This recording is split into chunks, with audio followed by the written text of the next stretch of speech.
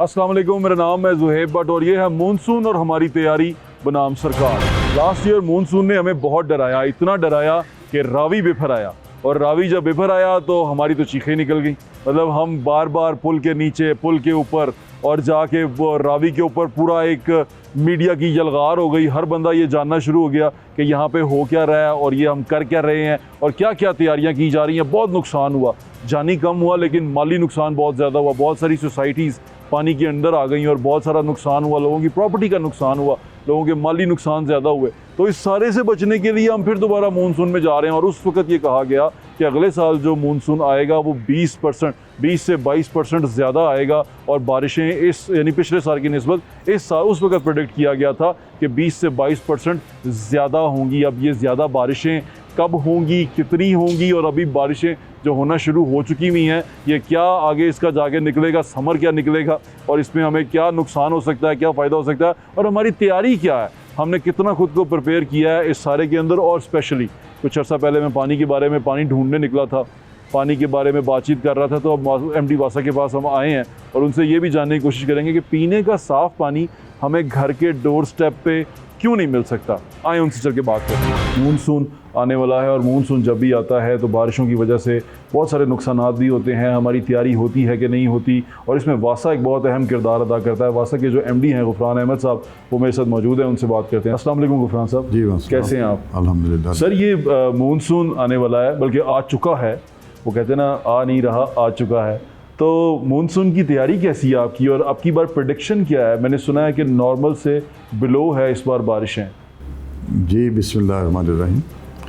वो आपने ठीक ही सुना है, जो भी सुना है, लेकिन ये देखिए एरियाटिक भी सिचुएशंस भी होती हैं कि इस साल एल नीनो है जिसमें सेंट्रल एशिया में बहुत ज़्यादा बारिशें होंगी, फ्लड्स की सूरत हाल है।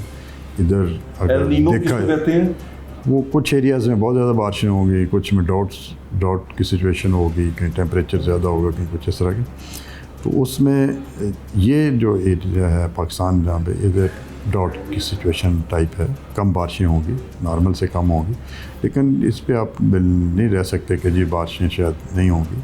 बाद दफ़ा लोकल सिस्टम इतने ज़्यादा हैवी होते हैं और अक्सर आपने देखा होगा जो क्लाउड बस्टिंग होती है वो लोकलाइज्ड होती हैं। जी जी। तो इसलिए तैयारी आपकी वही बल्कि पहले से भी ज़्यादा करनी चाहिए ताकि किसी वक्त कोई भी सिचुएशन हो सकती है। तो अल्हम्दुलिल्लाह वासा की जो तैयारी है वो हमारी उसी पेस से है, वही हमारी तैयारी हैं जो अबव नॉर्मल फोरकास्ट जो होती है उसके मुताबिक ही तैयारी रहना चाहिए और हम अकॉर्डिंगली ही तैयारी की हुई है और अकॉर्डिंगली ही हम अपने अभी अब रेन हार्वेस्टिंग के बारे में हम सोच रहे थे और हमने काफ़ी ज़्यादा उस पर कुछ कानून भी पास किए थे कि हर 5 मरले के घर के नीचे भी टैंक बनाया जाएगा और हम रेन हार्वेस्टिंग करेंगे। वो प्रोसीजर कहाँ तक पहुँचा? जी देखिए, वो तो जो बायलाज हैं LDA के, उनमें नक्शा जो अप्रूव होता है और उसमें वो इनकॉर्पोरेट है और वो नक्शा अप्रूवल होती नहीं उस वक्त तक जब तक वो टैंक नहीं बनाते। लेकिन बाकी जो रेन वाटर हार्वेस्टिंग है, जैसे हमने रेन स्टोरेज टैंक्स बनाए हैं और जैसे 30 मिलियन प्लस गैलन्स पानी एक स्पेल में हम स्टोर कर लेते हैं और उनके हर एक के साथ रिचार्ज वेल्स बनाए हैं। उसके अलावा भी हमने रिचार्ज वेल बनाए और इस वक्त लाहौर में तकरीबन 45 के करीब हमारे रिचार्ज वेल्स हैं डिफरेंट लोकेशंस पे जो काम कर रहे हैं। तो कोई भी रावी का जो पानी लाहौर का अंडर वाटर को वो करता था रिचार्ज, अभी उसको अल्टरनेट दिया गया। जी देखकर अभी तो खैर बड़े मेगा स्केल पे रिचार्ज होता था, वो तो नहीं हो सकेगा, लेकिन जितना भी आपके बारिश के पानी कलेक्ट कर सकते हैं और उससे रिचार्जिंग हम कर रहे हैं, लेकिन वो रावी का नेवल बदल तो नहीं हो सकता। ये रावी गुफरान साहब, आपको इसका कोई फ़ायदा हुआ है इस रिचार्जिंग का? देखिए, इसमें आपको फ़ायदा ऐसे नज़र नहीं आएगा। उसकी वजह कि हमारी जो डेली बेसिस पे एब्स्ट्रक्शन है, यानी ग्राउंड वाटर जो हम बाहर निकालते हैं और उसका क्वांटम बहुत ज़्यादा है। बहुत ज़्यादा है। ठीक है, हमारा तो 400 मिलियन गैलन्स पर डे हम ज़मीन से पानी निकालते हैं। वो तो वासा लाहौर निकाल रहा है, इसके अलावा सोसाइटीज़ हैं और इसके अलावा बाकी DHA है, कंटोनमेंट्स हैं और एग्रीकल्चर कितना निकालता है पानी रोज़ का? 400 million gallons per day 400 million gallons.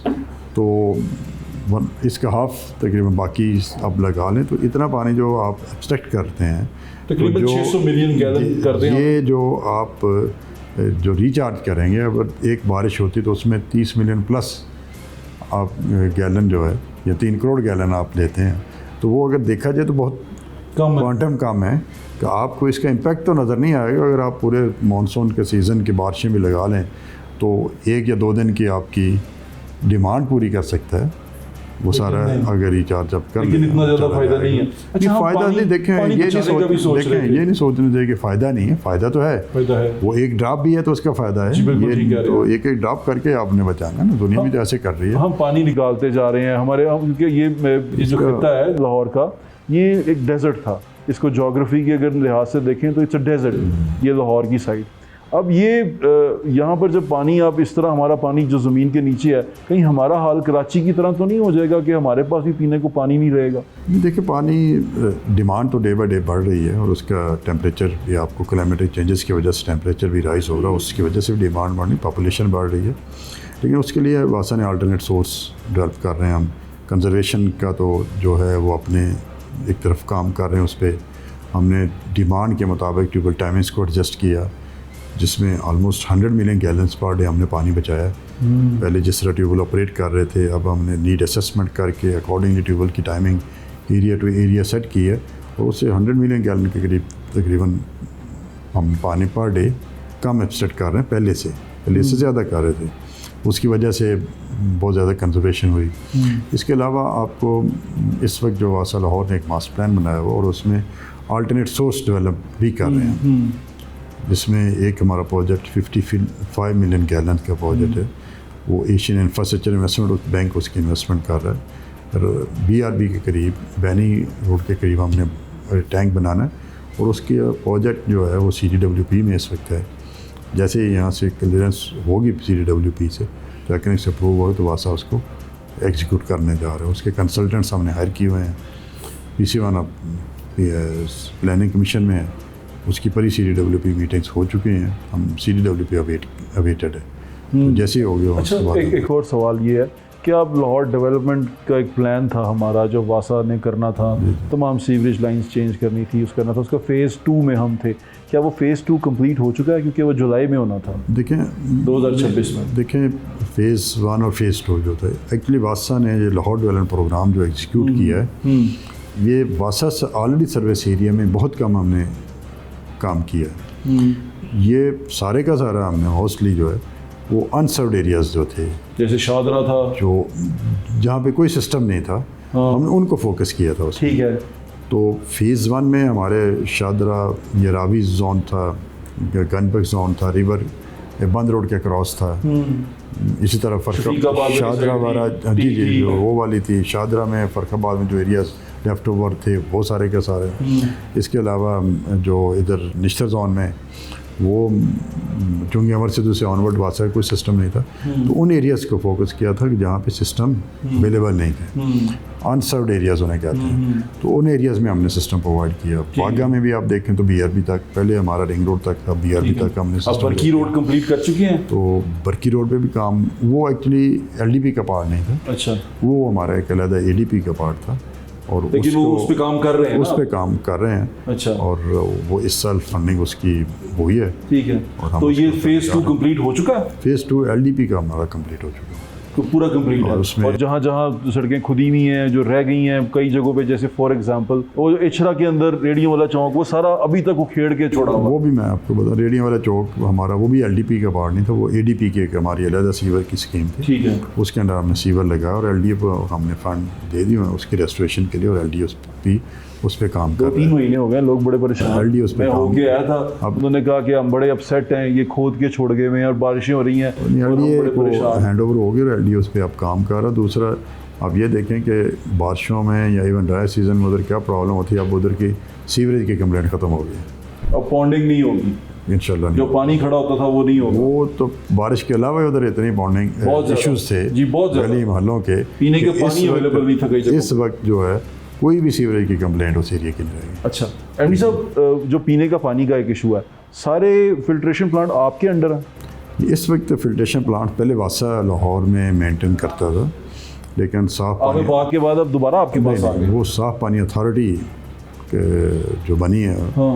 और वो अब पूरे पंजाब के जितने भी फिल्ट्रेशन प्लांट्स हैं वो साफ़ पानी अथॉरिटी के पास हैं, अब वो मेंटेन कर रहे, जो वासा लाहौर भी मेंटेन कर रहा था अब वो उनके पास है। जी 574 वो भी उनको हैंड ओवर हो गया और वही मेंटेन कर रहे हैं। अब नई अथॉरिटी आ गई है तो अब नहीं, हम वो पे- पहले आप किस देखें तो साफ़ पानी कंपनी थी, फिर आब पाक अथॉरिटी, फिर उसका नाम अब साफ़ पानी अथॉरिटी है, तो और उनके अंडर है वो मेंटेन कर रहे हैं। आपकी जब शुरू में वो थे जो पहले एमडी थे, उन्होंने कहा कि हम पाइपलाइन बिछा रहे हैं कि घर तक पीने का पानी पहुंचेगा। क्या जो हम पानी ज़मीन से निकालते हैं, वासा जो निकालता है ट्यूबवेल से, वो पीने के काबिल होता है? 100% पानी पीने का 100% होता है। जी ऑन अच्छा एमडी साहब, आप ये कैंपेन क्यों नहीं चलाते कि हम ये पानी पी सकते हैं? देखें जो सोर्स है हमारा ट्यूबवेल्स के हैं, 100% पानी बॉटलें के बराबर है, उससे बेहतर क्वालिटी का है और मिनरल्स के साथ है। बिल्कुल आप लाहौर का पानी पीने के काबिल है और जो मैं कह रहा हूँ कि बॉटल वाटर है उससे बेहतर है। उससे बेहतर है जी, उसकी कोई फिल्ट्रेशन की ज़रूरत नहीं है। हाँ, आपका एक बहुत बड़ा नेटवर्क है, ठीक है, और जो WHO गाइडलाइंस भी हैं, जो बड़े नेटवर्क्स होते हैं उनमें आपके सैंपल्स हम WHO गाइडलाइंस के मुताबिक पर डे हम जितनी पॉपुलेशन के मुताबिक सैंपल्स कर रहे हैं और उनकी टेस्टिंग कर रहे हैं, ठीक है।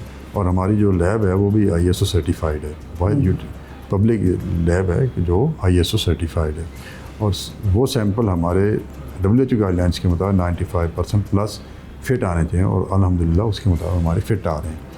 जो कुछ अनफिट भी आते हैं तो उसका इशू ये नहीं होता कि वो शायद लाइन से जो पानी आ रहा है वो उसके अपने लोकल इश्यूज होते हैं, जैसे सर्विस लाइन, उसका अपना कनेक्शन का पाइप है वो करोडेड है, पुराना है, और वो जो उसके में लीकेजेस हो चुकी हैं, वो बाज़ दफ़ा किसी होदी से गुजरा, अपने घर के अंदर से गुजरा होता है या अपनी जो पर्सनल होती है उनमें से गुजरे होते हैं, उस वजह से कंटेमिनेशन के इश्यूज आते हैं और उसको जब हम करेक्ट करवाते हैं उनसे वो ठीक हो जाता है, फॉलोअप सैम्पलिंग में ठीक होते हैं।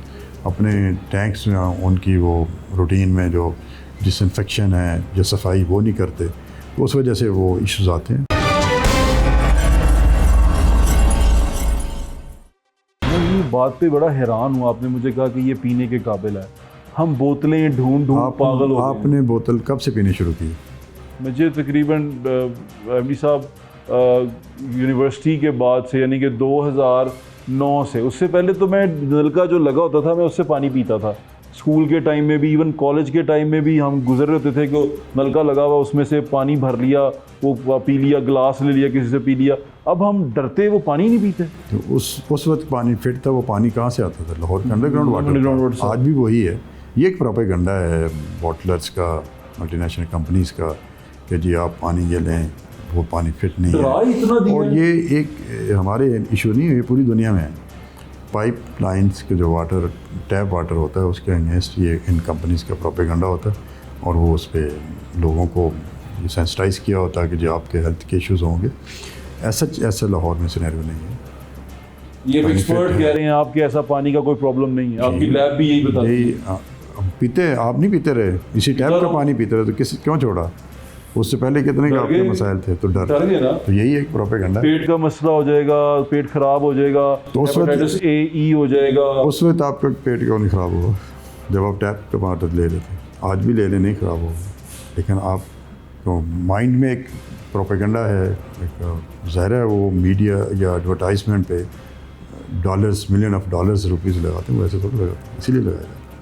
तो बड़ा एक अजीबोगरीब सिचुएशन है, क्योंकि मुझे याद है, मैं भी थोड़े दिन पहले एक सर्वे कर रहा था, मैंने गया बाज़ार में, मैंने कहा कि पीने का पानी कैसे अवेलेबल होता। मुझे याद है जब मैं छोटा था, कहीं पे भी नलका लगा होता था ना, जो वासा का नलका होता था या पानी की कमेटी का नलका जिसे हम कहते थे, वो खोलते थे, हम उसको मुँह लगा के पानी पी लेते थे। तो कमेटी ने कब क्या किया उस पानी को? कुछ भी नहीं, वही पानी है। हमें डर है कि जो पाइपलाइन है वो इस काबिल नहीं है, जल गई, खराब हो गई हुई है, कहीं उसमें सीवरेज घुस रहा है, कहीं उसमें क्या अटैच हो रहा है। देखिए, मैं वही कह रहा हूँ ना कि ये प्रोपेगेंडा हो गया। पाइपलाइंस के भी हम डेली बेसिस पे सैंपल ले रहे हैं और टेस्ट कर रहे हैं। आप ये करते हैं? जी, ISO WHO गाइडलाइंस के मुताबिक डेली बेसिस पे हम सैंपलिंग कर रहे हैं और डेली बेसिस पे उसकी टेस्टिंग कर रहे हैं अपने लैब में। और जो WHO गाइडलाइंस हैं 95% प्लस सैंपल, बड़ी लार्ज यूटिलिटीज जो होते हैं वो फिट होने चाहिए और अकॉर्डिंगली हमारे सैंपल फिट आ रहे हैं। आप ये रिकमेंड करते हैं कि आप पानी पी सकते हैं? कोई भी कोई प्रॉब्लम नहीं। दुनिया में कोई भी किसी जगह पे भी कोई जो पानी टैप वाटर भी लेते हैं उसकी हल्की से उसको गर्म करते हैं। वो एक बहुत ट्रीटमेंट है, बेस्ट ट्रीटमेंट उन्हें। लोग दुनिया में कहीं भी किसी मुल्क में भी वो टैप वाटर को हल्के से वो लाइट से गर्म करते हैं, बॉयलिंग करते हैं और उसके बाद पीते हैं। आप हर टैप वाटर को हल्का सा गर्म करें और पी सकते हैं। आप किसी खौफ के बगैर पी सकते हैं, हल्का सा उसके ये बॉयल करके और पिए, ताकि अगर कोई जर्म्स अगर आ भी गए हैं तो वो गर्म होने से वो ख़त्म हो जाएंगे। बिल्कुल बड़ी अच्छी बात की है, मैं तो बड़ा हैरान हो गया उससे। अच्छा, फिर एक और चीज़ है एमडी साहब, अभी बाज़ारों में चले जाएं, कहीं चले जाएं, सरकार की तरफ से पीने के पानी के लिए कोई सहूलियात नहीं है। तो मतलब अगर मैं किसी बाज़ार में हूँ तो वहाँ जैसे आप कहीं जाते हैं तो फाउंटेन्स लगे होते हैं ना, किसी अच्छे मुल्कों में जाएँ तो उन्होंने फाउंटेन लगाया होता है, साथ में छोटा कप रखा होता है, आप पिएँ, डिस्पोजेबल कप फेंक दें। हमारे पास ऐसी बाज़ारों में कोई फैसिलिटी नहीं है। क्या हम ऐसा सोचते हैं कि हमें लोगों को पानी पीने का, क्योंकि आप जाते हैं बाहर 50 रुपये की बोतल, वो 10 रुपये की बोतल भी होगी ना, वो 50 की बेचेगा आपको। और वो भी ऐसे ऐसे ब्रांड हैं कि जिनका कोई पता ही नहीं है, कोई माँ वाटर है, कोई बाप वाटर है, कोई बेटा वाटर है, इस तरह के वाटर चल रहे हैं। अब इधर भी वो पब्लिक पॉइंट्स पे लगे होते थे, अब भी हैं, बहुत सारी मार्केट्स में हैं। और असल में हमारे वेस्टेज का भी बड़ा इशू आ जाता है ना। आप टैप गायब कर देते हैं और उसका पानी चल रहा है, नलका चले जा रहा है, और इतने आप फिल्ट्रेशन प्लांट आपका देखें, चोरी कर लेते हैं वो अब फिल्ट्रेशन प्लांट 574 पॉइंट्स पे तो वासा ने लगाए हुए हैं। इसके अलावा पब्लिक हेल्थ ने 200 पे लगाए और दूसरे इदारों ने लगाए हुए हैं। तो लाहौर में इतने तो आपके पास पॉइंट्स हैं पानी पीने के लिए, लेकिन वो कई प्लांटों पे तो ये कहते हैं ना चलते ही नहीं है। एक दो मैंने देखे वो अरसे से बंद पड़े हैं, पीछे पता नहीं कोई गया ही नहीं है, सफाई कर रहे हैं, बड़े सारे इश्यूज़ हैं, ये मैंने खुद देखे हैं। मैं आपको ये कोट कर रहा हूँ। हमारे हर ट्यूबवेल पे भी टैप लगी होती है, उधर से भी पानी ले सकते हैं। हाँ, आपके हर ट्यूबवेल पे टैप लगा हुआ है आप ट्यूबवेल पे लगे होते हैं, और उधर आप से वो भी ले पानी सकते हैं। भर के पी सकते हैं। बिल्कुल पी सकते। डॉक्टर साहब आपको खौफ किस चीज़ का? खौफ एमडी साहब यही था ना कि डर लगता है कि बच्चों को ना पिलाएं, किसी को ना करें, ये ना करें कुछ। जब आप बच्चे थे आप कौन सा पानी पी के बड़े हुए? यही पी के बड़े हुए। हमारा तो याद है, मुझे याद है हमारे घर में एक हमाम होता था। एक शुरू में एक टाइम था जब उसमें हमाम होता था। उस हमाम में हम बाहर से नलके से पानी भर के ला के डालते थे और फिर उसी हमाम से पानी पीते भी थे। हांडी भी पकती थी और वो स्टील का हमाम था, उसके अंदर हम पी लेते थे पानी, कोई प्रॉब्लम नहीं था। और अब ज़िंदगी बदल गई है। तो अब भी नहीं होगा, लेकिन आपको थोड़ा सा खौफ आ गया कि जी बॉटल मैं वाटर आपको का कहा है ना कि आप ट्यूबवेल से पानी लें, पिएँ, कोई इशू नहीं है। टैप से पानी लें, हल्की से, जैसे मैं कहा कि पूरी दुनिया में लोग करते हैं, और उसकी ट्रीटमेंट ये बॉयलिंग करते हैं, वो करें और पिएँ, कोई इशू नहीं होगा। वाटर इज़ वैसे भी आप पी सकते हैं, लेकिन कुछ जैसे आप, मैं कहा कि सर्विस लाइंस का इशू होता है, या अपने जो स्टोरेज टैंक आपका है उसकी सफाई होने वाली है, उसकी डिसइंफेक्शन होने वाली है, अपनी टाइमली कर रहे होते हैं, तो लाइट से बॉयलिंग करें उसको। बिल्कुल ठीक है। अच्छा एमडी साहब, एक इशू, अब मानसून की ओर वापस आ जाते हैं। पानी पीने से मैं खुद बह गया ना पानी के अंदर, मुझे समझ नहीं आ रही थी कि ये तो एक हमारे साथ धोखा हो रहा है, जो फ्रॉड हो रहा है वो हमारे साथ ये हो रहा है कि बॉटल वाटर के ऊपर लगा दिया है, हम बॉटल वाटर को ही लेके पागल हो जाते हैं। आप यकीन करें 5-5, 6-6 हज़ार रुपया सिर्फ महीने का जो है वो पानी की बोतलों पे जाता है। फिर जो लोग बेचारे भर के लाते हैं उनकी यही ज़िंदगी रह जाती है कि बंदों ने बोतलें उठाई होती हैं, लोगों ने, बच्चों ने छोटे छोटे वो पकड़े होते हैं और वो पानी का भरने के लिए फ़िल्ट्रेशन प्लांट पे जा रहे होते हैं। फ़िल्ट्रेशन का एक अजीब सा एक सिस्टम हमारे दिमाग में बिठा दिया गया, लेकिन आप कहते हैं कि उसको पानी आप अपने नलके से निकालें, उसको थोड़ा सा एक टेम्परेचर पे एक बॉयल दें और उसके बाद उसको पिएं, आपको कोई प्रॉब्लम नहीं होगा। बगैर उसके और मेरे ख्याल से ये बड़ी अच्छी आपने बात की। बाद लोगों को उसका टेस्ट बड़ा लगता है, मैं उन्हें कहता हूँ अक्सर एक चम्मच पानी का नमक डाल दिया करें उसमें, ताकि वो टेस्ट भी चेंज हो, तो लाइट सी बॉयलिंग होती है, लाइट सी बॉयलिंग करें। अच्छा, अब एक सिचुएशन ये आगे आ रही है कि पिछले साल हमने रावी को देखा बिफरा हुआ। मैंने तो अपनी होश में पहली बार देखा, आप भी वहाँ पर मौजूद थे और कश्तियों में आप वो जा रहे थे और सब देख रहे थे। अब की बार आपको क्या प्रेडिक्शन है, क्योंकि मानसून फिर आने वाला? उस वक्त मैंने सुना था जी अगले साल 22% ज़्यादा होगा, अल नीनो के बारे में कहा जा रहा था उस दौर में। नहीं, देखिए उस वक्त ऐसे ही था कि जी 20 या 22% ज़्यादा नॉर्मल इस सीज़न से ज़्यादा होगा, लेकिन इस जून में एल नीनो जो है वो स्ट्रॉन्ग हुआ और अभी बल्कि और मज़ीद स्ट्रॉन्ग हो रहा है, और ये इस साल के एंड तक, बल्कि नेक्स्ट ईयर के शुरू में भी ये रहेगा इसका इम्पेक्ट। लेकिन ये मैं वैसे कहा ना कि आपको इस पर रिलाई नहीं करना चाहिए, आपको हर तरह की सिचुएशन के लिए तैयार होना चाहिए, और आप एक्सेप्शनल सिचुएशंस के लिए देखें। कोई भी किसी वक्त कोई सिचुएशन ऐसी राइज हो सकती है, तो उसमें फिर आपको स्लैकनेस या ये वो नहीं होनी चाहिए। तो वासा की तैयारियाँ जो हैं हम उसी पैटर्न में किए हैं, बल्कि पहले से भी अल्हम्दुलिल्लाह बहुत अच्छी तैयारी है। गवर्नमेंट पंजाब के इंस्ट्रक्शन से, CM साहबा के इंस्ट्रक्शन के और उनके विजन के मुताबिक हर तरह के अरेंजमेंट, डिसल्टिंग, हमारे डिस्पोज स्टेशंस, जनरेटर सेट्स, हर चीज़ रेडी है, गाड़ियाँ, स्टाफ, डिप्लॉयमेंट, ऑल अरेंजमेंट्स जो इन प्लेस हैं। और किसी वक्त भी कोई लोकल सिस्टम ऐसा डेवलप हो सकता है जैसे कोई सिचुएशन ख़राब हो सकती है। दूसरा, जहाँ तक रिवराइन फ्लडिंग का इशू, रिवराइन फ्लडिंग का भी इस वक्त तो कोई ऐसी सिचुएशन है, लेकिन उसके लिए भी आपको तैयार रहना होगा कि कोई ऐसी बारिशें हो जाएं उधर भी सिस्टम में। अभी तो उनके जैसे डैम्स हैं इंडिया के, इवन वो फील्ड नहीं है, वो 32-35% फील्ड हैं, लेकिन किसी वक्त भी बारिशें आ जाती हैं, कोई रेटिक सिचुएशन ऐसी आ जाती है, तो उसके लिए आपको तैयार रहना चाहिए। रिवराइन आपको क्या प्रेडिक्शन इंडिया से हमें लास्ट टाइम इंडिया से मसला था ना, यहाँ तो बारिश भी नहीं हो रही थी और रावी बिफरा हुआ था, अभी वहाँ ऊपर डैम की जरूरत है। रावी का कैचमेंट एरिया जो है वो इंडिया से था ना, तो इंडिया का डैम तीन डैम है, वो फुल हो गया था पिछले साल, लेकिन पिछले साल बारिशें शुरू हो गई थी 22 जून से ऑनवर्ड, और इस साल अभी तक बारिशें उस तरह नहीं शुरू हो सकी। हाँ, क्योंकि अभी मॉनसून में है, जी चल रहा है, लेकिन बारिशें नहीं। ये एक डिफरेंस है, लेकिन फिर भी आपको हर सिचुएशन के लिए तैयार रहना चाहिए। और इरीगेशन डिपार्टमेंट भी आज मीटिंग थी कमिश्नर साहब के पास, उधर इरीगेशन ने भी अपने तमाम तैयारियां कंप्लीट की हुई हैं रिवराइन फ्लडिंग को, क्योंकि वो इरीगेशन वाले डील करते हैं, हम अर्बन फ्लडिंग को डील करते हैं। तो हर इदारा की जो है तैयारी गवर्नमेंट के इंस्ट्रक्शंस के मुताबिक कंप्लीट हैं, फुली प्रिपेयर्ड है, तमाम अरेंजमेंट्स इन प्लेस हैं, तो इंशाल्लाह बहुत आप बेहतर सिचुएशन देखेंगे। आपको लगता है कि इस बार हम कंट्रोल में रहेंगे उस लिहाज से? इंशाल्लाह नहीं, पिछले साल भी देखें अर्बन फ्लडिंग का इशू नहीं था, रिवराइन फ्लडिंग और बड़े, तो ये 5 के साल के बाद एक साइकिल होता है रिवराइन फ्लडिंग का, तो लेकिन फिर भी आपको हर साल में तैयार रहना चाहिए। हमने ये क्लाउड बर्स्टिंग के बारे में एक नया फिनोमेना सुना है, हम पहले उसके बारे में सिर्फ वीडियोस देखा करते थे, अब लाहौर में भी कई जगह पे ऐसे हुआ है और लाहौर के अंदर भी ये चीज़ आई है। तो ये क्या, ये क्लाउड बर्स्टिंग हो क्यों रही है? कुछ स्टडी किया आपने? ये पहले भी और ये बड़ा तकलीफ दे, मतलब कि गाड़ियों के शीशे टूट गए, बोर्ड गिर गए, दरख्त गिर गए, तो इस तरह के तूफान में तबाही मच जाती है।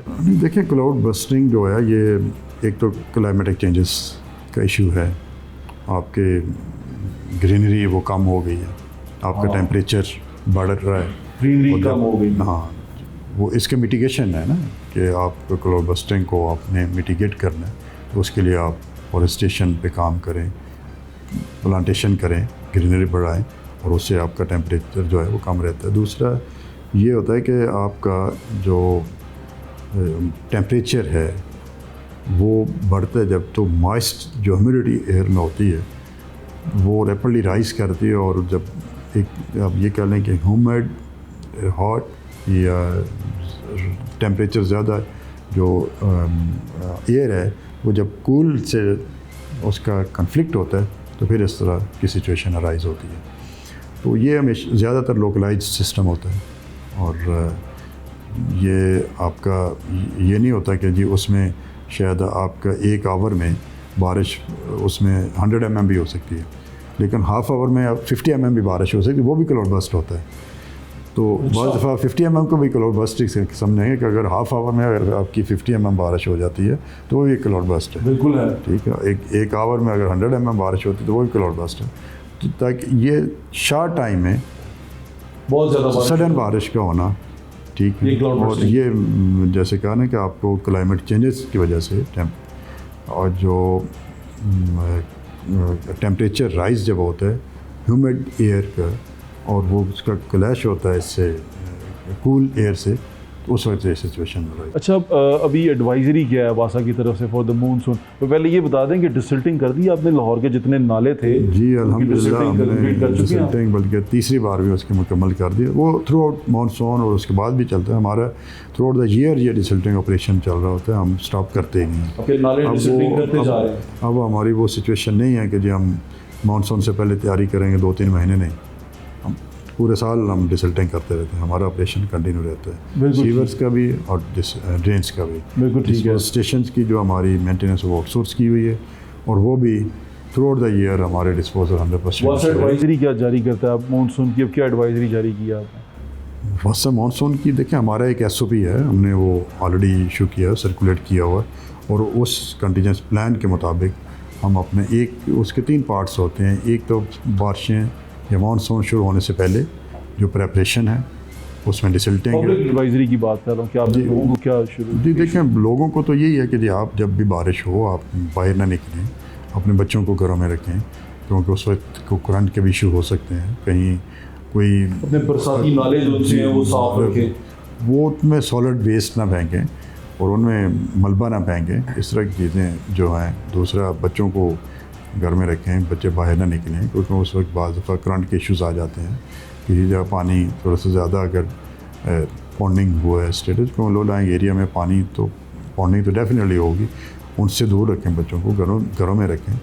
और अभी आपने रिस्पॉन्स टाइम क्या रखा हुआ है? मतलब आप कहीं पॉन्डिंग हो जाती है तो अब एक इलाके में पॉन्डिंग हो गई है, हम कितने टाइम में एक्सपेक्ट करें कि वहाँ से पानी निकालें? देखिए, एक तो जो रेन की मेजरमेंट हम करते हैं, वो कहते हैं जी बाज़ दफ़ा 100 mm बारिश हुई, आज 50 mm पे भी पॉन्डिंग हो गई है, तो 100 पे नहीं हुई थी या 200 पे नहीं हुई।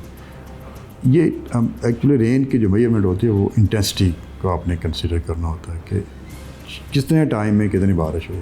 जैसे क्लाउड बर्स्ट जैसे कहते हैं, तो वो भी तो होता है कि सडन शार्ट टाइम में ज़्यादा बारिश होना, ठीक है। जैसे मैं कहा कि आपकी अगर उसका जो क्लाउड बर्स्ट का है कि जी 100 mm बारिश अगर पर आवर हो जाती तो उसको क्लाउड बर्स्ट कहते हैं, ठीक है। और अगर उसमें ये भी है कि हाफ आवर में 50 mm भी हो जाती है तो वो भी क्लाउड बर्स्ट है। बिल्कुल ठीक है। नहीं, रिस्पॉन्ड टाइम क्या है? अब उसमें अब अगर 15 मिनट्स में आपको 25 mm भी बारिश हो जाएगी इतने इंटेंसिटी की, तो क्लाउड बर्स्ट है।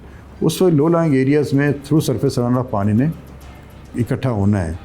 वैसे भी कहूँ कि through surface run of low lying हमारे जो पॉइंट्स होते हैं, पानी उधर रश करता है, लेकिन सिस्टम अपनी कैपेसिटी के मुताबिक टाइम ले रहा होता है।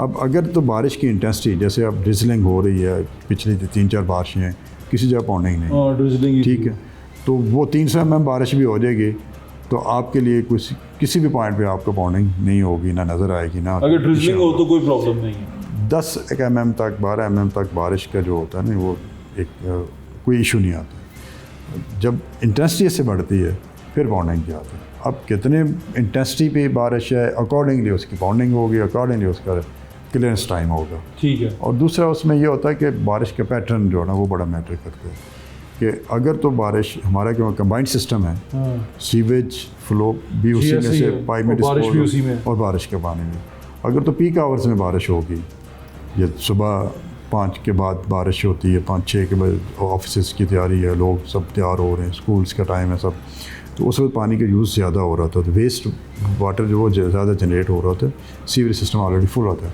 ज़्यादा पॉन्डिंग होगी, क्लियरेंस टाइम ज़्यादा होगा। इस वक्त जब हम अब बात कर रहे हैं, इस वक्त बारिश होगी, पीक आवर्स हैं, सीवरेज सिस्टम फुल होता है, आपकी पॉन्डिंग भी ज़्यादा होगी, क्लियरेंस टाइम भी ज़्यादा होगा। रात को बारिश हो जाए, आप 100 mm भी हो जाए, उससे भी ज़्यादा हो जाए, आपको पानी नज़र नहीं आ रहा होता। वजह क्या है कि उस वक्त मिनिमम वेस्ट वाटर का फ्लो होता है सिस्टम में। आप इसको अलग करने का होना, इसको अलग चाहिए जी। इसका हम कर रहे हैं, जैसे एक तो अब अपग्रेडेशन, ये सिस्टम की एग्मेंटेशन है कि रेन स्टोरेज टैंक बन जाए, ये भी तो एक सेपरेशन है कि आप उस पॉइंट पे जो पानी आ रहा है उसको कलेक्ट उधर किया जा रहा है, और जब बारिश ख़त्म हो जाती है और उसके बाद सिस्टम डाउन है, अगर आपने उसको डिस्पोज ऑफ भी करना है, नेक्स्ट स्पेल शॉर्टली आ रहा है, तो आप उस वक्त ड्रेन में किसी में डिस्पोज ऑफ कर दें नियर बाय, तो पॉन्डिंग भी नहीं होगी। ये भी एक सेपरेशन है। बिल्कुल आपने रिचार्ज वेल भी बनाए हुए हैं, क्योंकि वो एक स्लो प्रोसेस होता है, वो फौरी पानी एक्वाफर में नहीं जाता, क्योंकि उसने फ़िल्टर होके जाना है। तो अगर नेक्स्ट स्पेल बड़ा शॉर्ट टाइम में इंटरवल के बाद आपका एक्सपेक्टेड है और टैंक फुल हो गया। सर, आपके वक्त का बहुत बहुत शुक्रिया, thank you so much for your time. Ali बासा की आपने तमाम बातें सुन ली, कुछ बातों पे तो मैं बहुत ज़्यादा हैरान था। उनमें से एक बात ये थी कि जो लाहौर का पानी है, जो अंडरग्राउंड वाटर है, ये पीने के काबिल है, आप इसे पी सकते हैं। लेकिन अब हम डर इतना गए हैं ना, हमारे कोलों डराया जड़ा होंदा ना सही रहता। तो बहुत सारे लोगों की एक बहुत सारे माफिया है जो आपको कैप्चर कर लेता है, आपके खौफ के साथ खेलता है। आप जो पीने का पानी है जो ज़मीन के अंदर से आ रहा है, अगर आप वहाँ से निकालें, उसको बॉयल करें, एक बॉयल दें, हल्का सा बॉयल दें, उसके बाद उसको बॉटल्स में भर के रख लें, तो आप वो पानी पी सकते हैं। वो आपको कतन आपके लिए नुकसानदेह नहीं है। अपनी टंकी में जाने से पहले डायरेक्ट जो पानी आपके घर में वासा के नलके से आ रहा है वहाँ से भरें, भर के उसको बॉयल करें और बोतलें भर के रख लें। आप बिल्कुल सेफ़ हैं, आप आराम से पानी पी सकते हैं, बल्कि वो मिनरल रिच भी होगा क्योंकि वो ज़मीन से आ रहा है। बॉटल वाटर ये अक्सर करते हैं, उसको रिवर्स ऑस्मोसिस के साथ उसको तैयार करते हैं, उसके अंदर से तमाम मिनरल चीज़ें निकाल लेते हैं। बल्कि अगर मिनरल वाटर आप बाहर से ख़रीदें तो वो आपको निस्बतन बॉटल वाटर से महंगा मिलता है पीने के लिए। तो पानी के जो हमें उसकी नमकियात, उसकी जो चीज़ें इलाके के लोगों को मिलनी चाहिए वो मिल नहीं पाती। तो ये बॉटल वाटर की एक पूरी एक मोनोपोली है। इसके बारे में अब फिर इंशाल्लाह एक अलग टॉपिक पे बात करेंगे कि ये पीने का पानी ख़रीद के ही क्यों पीना पड़ता है और पीने का पानी बोतल में ही क्यों सेफ़ है। अब आपको पता नहीं है कि वो जिस तरह की आपको कंपनी आती हैं वो वहीं से टूटी से भर भर के आपको दे जा रहा है, लेकिन वो बोतल में है इसलिए वो महफूज है और आप पीते रहेंगे। ये तमाम बातें इंशाल्लाह इस पर दोबारा डिस्कशन करेंगे। एक बड़ा स्ट्रेंज सा टॉपिक है, बड़ा अहम टॉपिक है जिस पर बात करना बड़ा ज़रूरी है कि पीने का पानी घर में मैसर क्यों नहीं होता। और दूसरी बात, एमडी वासा की आपने बात सुन ली कि पॉन्डिंग होगी, उसको भी देख लेंगे। और इस साल यानी कि जिसमें हम खड़े हुए हैं 2026 में, बारिशें जो होनी हैं वो नॉर्मल से बिलो होनी है, यानी नॉर्मल से कम होनी है। इसलिए ज़्यादा परेशान होने की ज़रूरत नहीं है। और अगर ऐसा हो तो इसका वासा का जो नंबर है, टोल फ्री नंबर है 1334, इस पर रब्ता करें और अपनी कंप्लेन ज़रूर दर्ज करवाएं, ताकि कल को जब आप किसी को कंप्लेन करें कि अभी पानी खड़ा हो गया, गटर बंद हो गया, तो आपके पास एक रास्ता हो कि मैंने जो पहला दरवाज़ा था वो खटखटाया था, 1334 के ऊपर कॉल की थी, वहाँ से मुझे रिस्पांस ये नहीं आया या ये आया था, ताकि आप ये कहने जोगे हों और इनको भी सवाल बंदा पूछने जोगा हो कि भाई आपको कंप्लेन आई थी, आपने उसका हल क्या किया। बाकी इंशाल्लाह हमें उम्मीद है कि हम इस बार अच्छी तैयारी के साथ जाएंगे तो चीज़ें बेहतर होंगी, हम लोगों को माली नुकसान से बचा लेंगे। अपना ख्याल रखें, मुझे इंशाल्लाह फिर मुलाकात होगी। अल्लाह हाफ़िज़। पाकिस्तान हमेशा जिंदाबाद।